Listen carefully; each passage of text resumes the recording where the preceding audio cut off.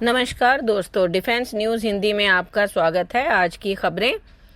वायुसेना को F-35 के बारे में जानकारी दी जाएगी, जबकि भारतीय वायुसेना प्रमुख अमरप्रीत सिंह और रक्षा सचिव राजेश कुमार सिंह ने भारत को F-35A की मौजूदा पेशकश की धारणा को खारिज कर दिया है, जिसमें पूर्व अमेरिकी राष्ट्रपति डोनाल्ड ट्रंप द्वारा फरवरी 2025 में भारतीय प्रधानमंत्री नरेंद्र मोदी के साथ बैठक के दौरान एक अनौपचारिक प्रस्ताव के रूप में वर्णित किया गया था। लॉकहीड मार्टिन इंडिया के एक अधिकारी ने बताया कि इसके विपरीत बताती हैं वो। स्रोत के अनुसार LMI वरिष्ठ IAF नेतृत्व के लिए एक आधिकारिक ब्रीफिंग आयोजित करने की प्रक्रिया में है, जिसके लिए लॉकहीड मार्टिन के वरिष्ठ अधिकारी संयुक्त राज्य अमेरिका से यात्रा कर रहे हैं। ब्रीफिंग के लिए तिथियों का समन्वय वर्तमान में किया जा रहा है। पहले ही लॉकहीड मार्टिन की MRFA टेंडर ढांचे के भीतर F-35 की पेशकश करने की अनिच्छा की रिपोर्ट की है। संभवतः औद्योगिकी हस्तांतरण यानी TOT और स्थानीय असेंबली लाइन की संभावित आवश्यकताओं के कारण इसके बजाय LM से विदेशी सैन्य बिक्री यानी FMS दृष्टिकोण की तत्काल की वकालत करने की उम्मीद है, जो अमेरिका रक्षा विभाग द्वारा सुगम सरकार से सरकार लेन देन है।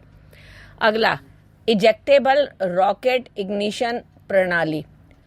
DRDO ने एक इजेक्शन रॉकेट इग्निशन सिस्टम विकसित करने के लिए एक अभिनव परियोजना शुरू की है, जो भारत के स्वदेशी मल्टी बैरल रॉकेट लॉन्चर यानी MBRL सिस्टम के अगली पीढ़ी के संस्करण पिनाका MK3 के प्रदर्शन में क्रांतिकारी बदलाव लाने वाली तकनीक है। पुणे में DRDO के आयुध अनुसंधान एवं विकास प्रतिष्ठान यानी ARDE द्वारा किया गया यह विकास भारत की तोपखाने की मारक क्षमता को बढ़ाने के लिए अत्याधुनिक रक्षा समाधानों की निरंतर खोज को दर्शाता है। हालांकि इजेक्टेबल रॉकेट इग्निशन सिस्टम के विशिष्ट विवरण अभी भी गुप्त रखे गए हैं, लेकिन उनका संभावित उद्देश्य पिनाका MK3 के रॉकेट की इग्निशन प्रक्रिया में सुधार करना है, जिसमें मॉड्यूलर अनुकूलशीलता की अनुमति देते हुए सुसंगत और नियंत्रित प्रणोदन सुनिश्चित हो सके।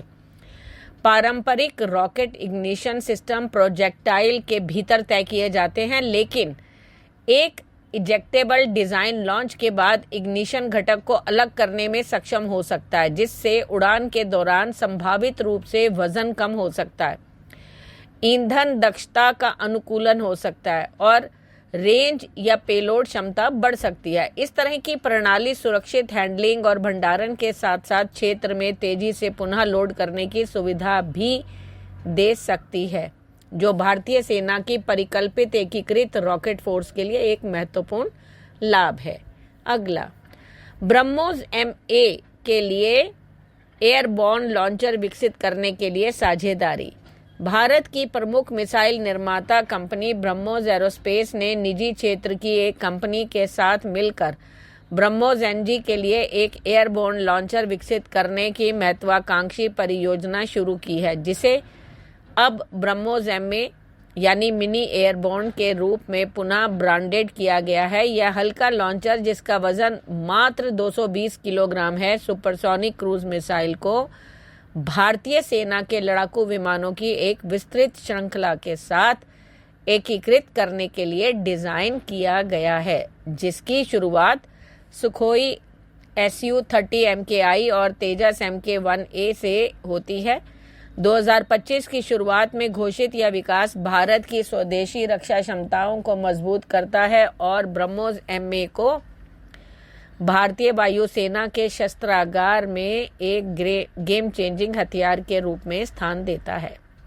लड़ाकू विमानों से ब्रह्मोस MA को तैनात करने के लिए एक महत्वपूर्ण घटक एयरबॉर्न लॉन्चर एक महत्वपूर्ण इंजीनियरिंग उपलब्धि को दर्शाता है। 220 किलोग्राम पर यह पिछले ब्रह्मोस लॉन्चरों की तुलना में काफ़ी हल्का है, जैसे कि Su-30 MKI पर एयर लॉन्च किए गए ब्रह्मोस A के लिए इस्तेमाल की जाने वाली 500 किलोग्राम इकाई।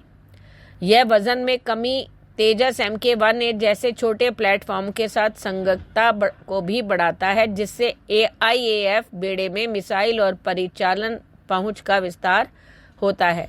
लॉन्चर का मॉड्यूलर डिजाइन लगभग सभी IAF फाइटर प्रकारों के लिए अनुकूलता सुनिश्चित करता है, जिसमें मिराज 2000, राफेल और संभावित रूप से आने वाले तेजस MK2 और MK शामिल हैं।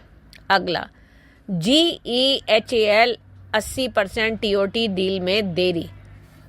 जनरल इलेक्ट्रिक और HAL के बीच GEF 414 इंजन से जुड़ी 80% तकनीकी के हस्तांतरण यानी TOT के हस्तांतरण के लिए बहुप्रतीक्षित सौदा इस महीने पूरा होने की संभावना नहीं है, जैसा कि HAL ने पहले अनुमान लगाया था। IDRWORG से बात करते हुए GE के एक अधिकारी ने बताया कि तकनीकी चर्चा अभी भी चल रही है और भारत और अमेरिका दोनों की सरकारों द्वारा समीक्षा के अधीन है। इस घटनाक्रम से पता चलता है कि वार्ता आगामी महीनों तक जारी रह सकती है, जिसमें संभावित रूप से भारत के स्वदेशी लड़ाकू कार्यक्रमों, जिनमें तेजस MK2 और उन्नत मध्यम लड़ाकू विमान यानी MK शामिल है, इसकी समय सीमा प्रभावित हो सकती है।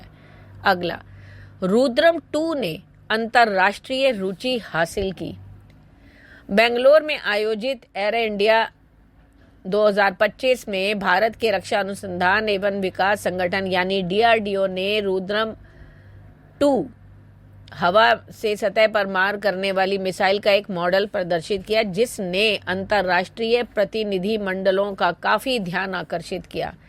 कार्यक्रम में बोलते हुए DRDO के एक अधिकारी ने बताया कि कई देशों ने इस मिसाइल प्रणाली में गहरी रुचि दिखाई है, जो वैश्विक हथियार बाजार में गेम चेंजर के रूप में इसकी क्षमता को उजागर करता है। हल्के वजन के डिजाइन, प्रभावशाली गति और बहुमुखी रेंज के साथ रुद्रम 2 उत्पादन के लिए मंजूरी मिलने के बाद अंतर्राष्ट्रीय ग्राहकों को आकर्षित करने के लिए तैयार है, जो रक्षा निर्यातक के रूप में भारत की बढ़ती प्रतिष्ठा को मजबूत करता है।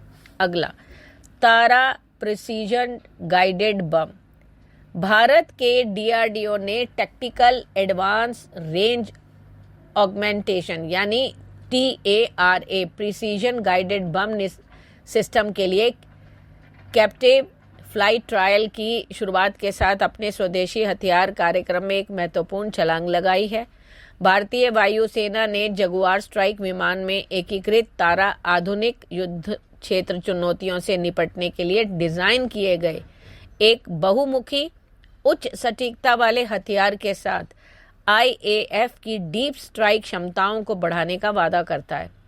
फरवरी 2025 में शुरू होने वाले यह परीक्षण इस अगली पीढ़ी के युद्धक उपकरण के विकास के रूप में एक महत्वपूर्ण मील का पत्थर है।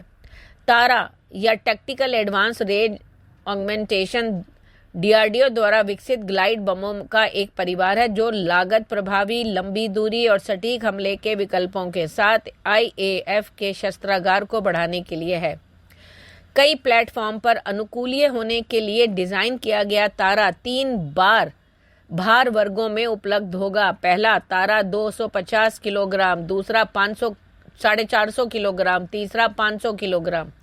ये वेरिएंट DRDO द्वारा विकसित मौजूदा बम बॉडीज, जनरल पर्पस बम या हाई स्पीड लो ड्रैग बम का लाभ उठाते हैं, जो पहले से ही जगुआर, मिराज 2000 और सुखोई Su-30 MKI जैसे IAF लड़ाकू विमानों के साथ एकीकृत हैं। अगला, HAL ने 4 निजी फर्मों को आमंत्रित किया। भारत ने 5वीं पीढ़ी के लड़ाकू विमान एडवांस मीडियम कॉम्बैट एयरक्राफ्ट यानी MK के विकास और उत्पादन में तेजी लाने के लिए एक ऐतिहासिक कदम उठाते हुए HAL ने भारतीय निजी फर्मों का संयुक्त उद्यम जॉइंट वेंचर जो है वो भागीदारों के रूप में सहयोग करने के लिए आमंत्रित करने की रुचि की अभिव्यक्ति जारी की यानी EOI जारी किया।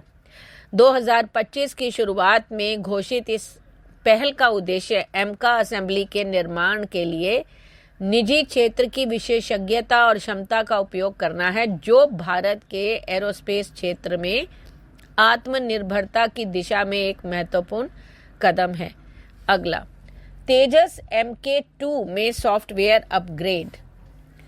तेजस MK2 लड़ाकू जेट कार्यक्रम को प्रमुख तकनीकी उन्नयन प्राप्त होने वाला है, जो विमान की नियमित सॉफ्टवेयर संवर्धन से गुजरने की अनुमति देगा, जिससे इसकी परिचालन दक्षता में काफी सुधार होगा।